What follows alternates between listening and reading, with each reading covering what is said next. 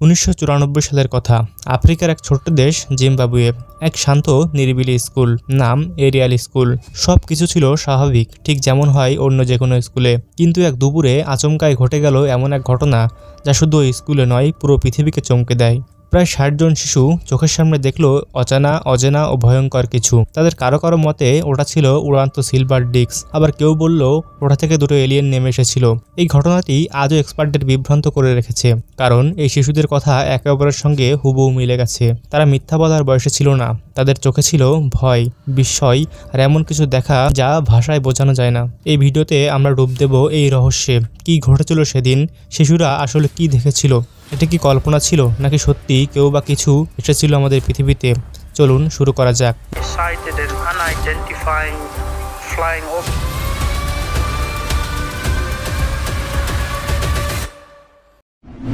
স্থান Arial school, রুয়া, Zimbabwe.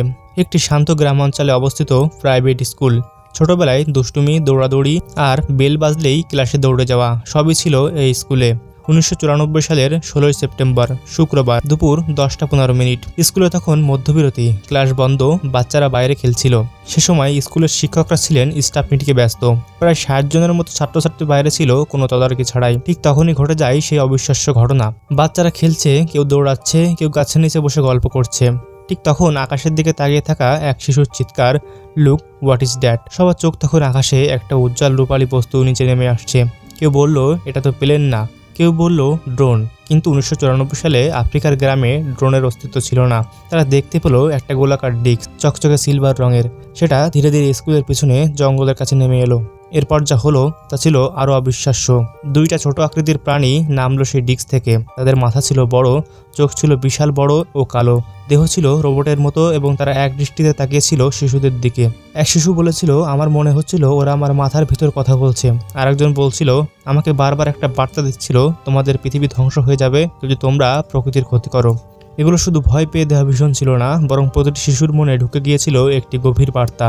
ঘটনার পরপরই স্কুলের শিক্ষকরা জানতে পারেন কিছু অদ্ভুত ঘটনা ঘটেছে, কিন্তু তারা ভাবলেন এটা নিশ্চয়ই কোনো শিশুসুলভ কল্পনা ও মজা করার চেষ্টা। কিন্তু আসল চমক তখনই এলো যখন একাধিক শিশু সম্পূর্ণ আলাদা আলাদা ঘরে বসে নিজেদের দেখা ঘটনা একে অপরের সঙ্গে হুবহু মিলে বর্ণনা করতে শুরু করে। মোট 62 জন ছাত্রছাত্রী সাক্ষ্য দেয়। তাদের বয়স ছিল 6 থেকে 12 বছর। একজন বলল, সে আমার দিকে তাকিয়েছিল, সে ভয় দেখায়নি, কিন্তু আমি মনে মনে জানতাম সে মানুষ নয়। এরপর শিক্ষকরা তাদের বললেন ছবি আঁকতে। সবার আঁকা ছবিগুলো প্রায় একরকম, একটা গোল ডিস্ক আকৃতির বস্তু যার নিচে আলো ছিল, একটি বা দুটি ছোট এলিয়েন, বিশাল কালো চোখ, পাতলা শরীর। আবার কেউ কেউ তাদের আশেপাশে আলো বা কুয়াশা দেখতে পেয়েছিল। সবচেয়ে অদ্ভুত বিষয় ছিল শিশুদের চোখে তখনই সে আতঙ্ক, সেই বিস্ময়। কেউ কাঁদছিল, কেউ চুপচাপ, কেউ বলছিল এটা কেন আমাদের বলল, ডোন্ট হার্ম দ্য আর্থ। ঘটনার মাত্র কয়েকদিনের মধ্যে খবর পৌঁছে যায় জিম্বাবুয়ের বাইরে। বিশ্বজুড়ে ইউএফও গবেষক ও মনোবিজ্ঞানীরা এই ঘটনায় আগ্রহী হয়ে ওঠে। তখন প্রবেশ করেন একজন বিখ্যাত মনোবিজ্ঞানী, ডক্টর জোহান ই মার্ক, হার্ভার্ড ইউনিভার্সিটির একজন অধ্যাপক এবং লেখক। তিনি উড়ে আসেন আমেরিকা থেকে সরাসরি জিম্বাবুয়েতে। তার একমাত্র উদ্দেশ্য এই শিশুদের মানসিক অবস্থা যাচাই করা এবং তারা কি সত্যি বলছে কিনা তা বোঝা।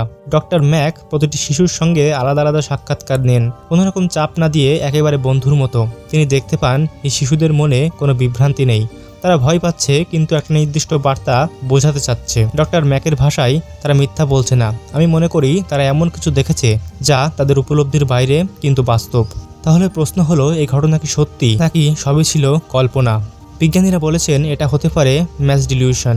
একে অপরকে দেখে শিশুরা ভেবেছে কিছু দেখেছে। কেউ বলেছে গল্প বা সিনেমার প্রভাব থেকে এমন কল্পনা এসেছে। কিন্তু প্রশ্ন হলো, সব শিশু তো একসঙ্গে মিলে কথা বলেনি, তাদের আঁকা ছবি একরকম। কিছু শিশুর কথা শুনে মনে হয় যেন তারা মানসিক ধাক্কা খেয়েছে। অনেক গবেষক একে এক্সপেরিমেন্ট অর্থাৎ মনোবিজ্ঞান ভিত্তিক পরীক্ষা বলেও সন্দেহ প্রকাশ করেছেন। এই ঘটনার ব্যাখ্যা দিতে গিয়ে গবেষক ও থিঙ্কাররা বিভক্ত হয়ে পড়েন। থিওরি 1, বাস্তব এলিয়েন ইনকাউন্টার থিওরি। তারা বলে এলিয়েনরা শিশুদের বেছে নিয়েছে কারণ শিশুরা খোলা মনের, তাদের ভয় কম। শিশুদের বার্তা দিয়ে গেছে পৃথিবীকে রক্ষা করো, যেটা আজকের পরিবেশ বিপর্যয়ের প্রেক্ষিতে ভীষণ মিল খায়। থিওরি 2, গভীর মনস্তাত্ত্বিক ঘটনার প্রভাব।